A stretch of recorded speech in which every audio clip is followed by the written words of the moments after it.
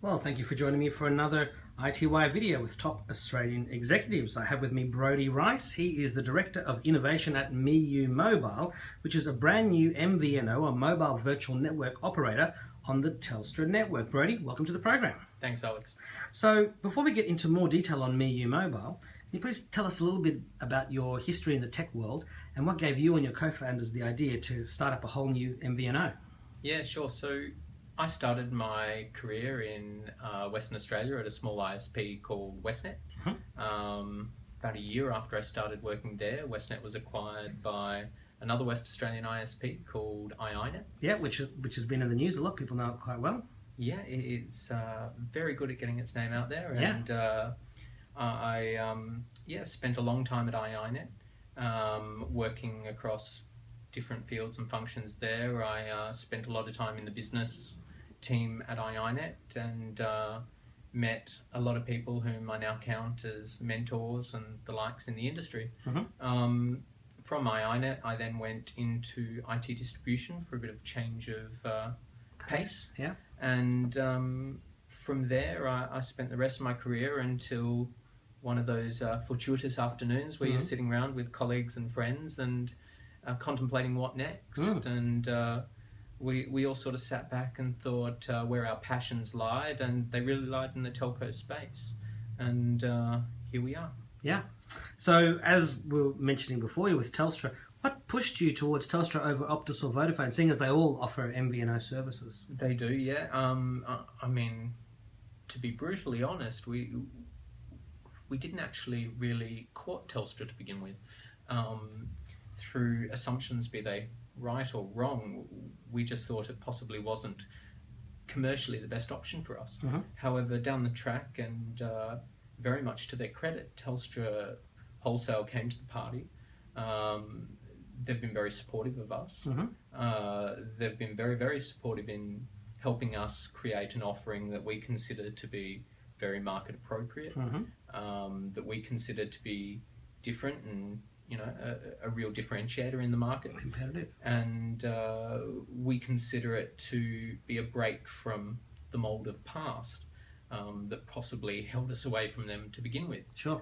Telstra have been very supportive of us along this journey and helping us create an offering that we consider to have been different to what's currently out there, and to be honest, on one of the best networks. Yeah. Well, part of my question that I didn't sort of mention, people know the benefits. Telstra does have that amazing network, and it's a differentiator. Definitely. Australia is one of those markets in the world where it's not network agnostic. So in other parts of the world, you can get mobile network agnostic customers where it doesn't really matter which network you're on. Australia, due to its size and the way in which it's grown, is not one of those. And of course, being from Western Australia, that's the biggest state. Coverage means a lot over there. There's a lot of land to cover in WA, that's for sure. Yeah. So, you're talking about being different. I mean, many viewers would already know about Boost's $40 per month for unlimited voice calls and 3 gigabytes of data. You also have deals from Aldi and Woolworths, who are also Telstra MVNOs. And then you've got people like Amazsim and others. So the big question is, what makes MeU Mobile different? What are your plans? Yeah, I guess probably a legacy of my time at iTWire, I don't mind saying, is that a core belief that was drummed into me is that you lead on product and you differentiate on service. And that's why our customer service, or as we call them, member service representatives, are fully employed MeU staff members. We don't outsource any of it. We have no plans to outsource any of it. And we very much take our role as a customer advocate seriously. And that involves the costs and associated headcount that come with providing that. We see that as a very big differentiator. We see the fact that we have aspirations beyond the MVNO space. Yeah, and we'll go into more detail on that shortly. As a very big differentiator. But first and foremost, we're an advocate for our customers. Yeah. So what are the plans that you offer, the different per month pricing plans? So in the mobile space to begin with, we do have 4 key plans across that space, ranging from $29, $39, $49 and $59. One of the things that we've been able to achieve with Telstra is we've abolished flagfall. Yeah. That was one of the key things that when we got to the table we said we wanted gone. apart from the fact that we had a hard time finding what that fee, what technical aspect that fee actually represented. Probably represented a way for Telstra to make money on every call above and beyond the actual call cost itself. I mean, that's usually what play falls up. I don't think you can level that just at Telstra. No, everybody. Yeah. So we got rid of that. Also, the fact that 1-800 numbers on a lot of networks were charged. Yeah. When you think of a 1-800 number, you think of it as being free. Sure. And ACAN's done a lot, the Australian consumer Absolutely. network to get that abolished. And so our main thing was that we wanted transparency in our pricing. Yeah. So very transparent call costs without flag falls. We wanted included text messages as part of our offerings. That's why you'll see on each of the offerings there's an amount of included free text. We wanted excess charges to be kept to a minimum, and as much of a minimum as possible. And that's why we introduced the $10 per gig. It's not opt-in, it's not opt-out. If you exceed your data allowance, there's no risk that you'll go significantly over your allotted amount. It's just $10 per gigabyte. Basically. Exactly. Yeah. So if you go on, for example, our $59 plan with 5 gig, you exceed that, you just get an extra gig for $10. Yep. So you'll go up to $69. And so are any of those 4 plans unlimited voice plan? Yeah, so the $59 plan is unlimited text and voice. Yeah, and that's the one that comes with 5 gig as well. It is indeed. And I mean, all the details are at MeU mobile and in the text of the article that accompanies this video. But the plans below just come with lower voice and data allocations. That's correct. Yeah. So now you've told me that these are month-to-month plans and not prepaid plans. What's the distinction there? So the distinction there is it's essentially, I mean, there's a lot of different names that they can be called in the industry. I mean, it's still like prepaid in the sense that you're on a 30-day contract. It's not a 24-month contract. Absolutely. So we don't contract any of our members. It's purely month to month. However, that month to month is a rolling arrangement. So you get an invoice in your email for the last month's worth of usage, and when you sign up, you need to either have a credit card or a bank account, or is it credit card or debit card only? Or? That's correct. So we generally take our first payment via credit card. Yep. So your first payment upon sign up is your month in advance, be it the 29, 39, 49 or 59. Then from then on, you receive your bill on the 1st of each month, and that is direct debited from that amount on the 8th of each month. Yeah. Now you can change that to bank details. However, the first payment at this stage is via credit card. Sure. Which makes sense. And that way, it's also automatically billed. You don't have to worry about entering details into your phone and buying vouchers, and none of that applies. Exactly. So we also have a very strong belief internally that customers should be on a plan that best suits them, be that a plan above or a plan below. And that 8-day period between billing and direct debit gives us an opportunity to go over that bill with the customer. So wait, so you ring them to say, hey, you could be on a lower plan because you're not using as much, or if only you paid $10 extra, you get all this extra and you'd be paying less. Exactly. Or, we email the customer if they sit more than $10 either side, so be it below or above their chosen plan, to let them know of a more suitable plan. Yeah. Now that could be going from a 39 to a 29, or that could be going from a 39 to a 49. Sure. Or 59. Exactly. It's what best suits the customer, and very much goes towards our belief that a telco shouldn't be hiding margin in mystery. Yeah, it's a good line. So where do people get the SIMs from? Do they go to the petrol stations or supermarkets, or just order it from the website? So no, we deliver our SIMs overnight nationally. So we have a great integration with Toll. So once a customer is signed up online, their SIM is automatically shipped that day, as long as it's hit the cut-off time of 5 p.m. Western Standard Time, 7 p.m. East Coast. Yeah. They'll receive it the next day. And naturally, you can port your number or get a new one. Absolutely. Are you able to? I know that on a MeSIM they have a little thing where you can sort of type in a number and see if you can find your combination. Do you have anything like that? Not at this stage. It is in our works. Yeah. Down the track. Cool. So we do have that slated on our development. And do you think, will you be selling golden numbers for those if you have them, with this special sequences and all that?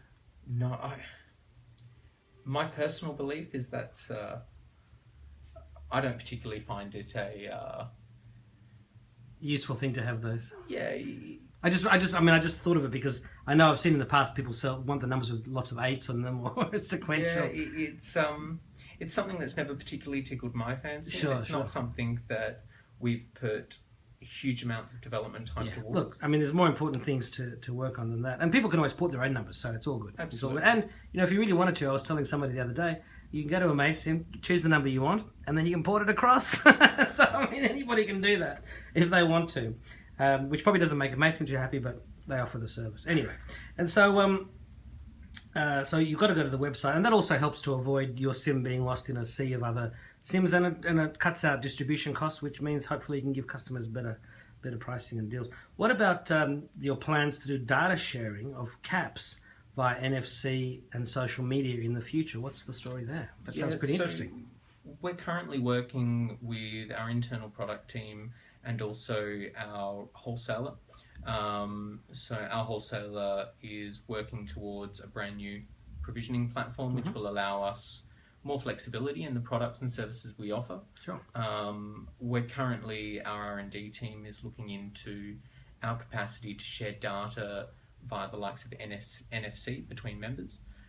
So the capacity to share part of your data cap with a friend, a family member, whomever you may choose. And no one's doing that at the moment, are they? No, not integrated. I mean, I know tightly. Telstra used to have credit to you, which was credit as opposed to data caps. It was slightly arduous to use, though. Yeah. It wasn't very straightforward. We're looking at a way to break down the barriers of allowing customers to do that. Sure. And the best way we thought to do that was to actually develop the ecosystem around it and make it intrinsic to our offering. And as you were saying, Telstra has this new provisioning platform that's coming on board, and that's what you're waiting for that to come on board, and then you can make that a reality. Exactly. So the new provisioning platform will give us a lot more scope and ability to be able to offer more services to the customer and give us a better insight into the customer's usage. Now, you talked about being customer advocates, and we know people like Amasim have Australian-based tech support, but how is your tech support being done? I mean, is it Telstra staff trained to say MeU Mobile, or are you support people in India or Philippines? Absolutely not. So we have a firm belief that the best person to offer support to our members is us. Yeah. We have a fully staffed member services team based out of Perth, Western Australia, that support us nationally. They are full MeU staff members. We don't outsource any of it. We like to keep, that contact with our customers between us. Sure.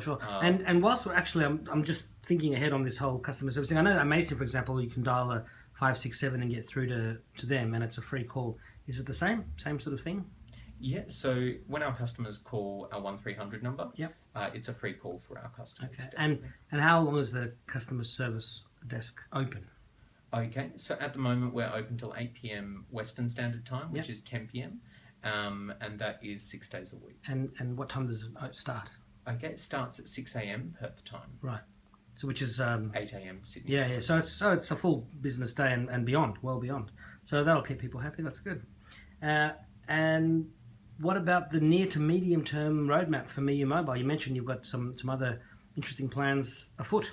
Yeah. So at the moment, our next cab off the rank will be our DSL offering and fixed wire, along with an NBN offering. I was going to say must be doing NBN as well. Absolutely. And that'll turn you into a fully fledged telco, ISP. And that was always our desire. Yeah. We never wanted to be seen as an MVNO offering that was purely a effort in brand extension.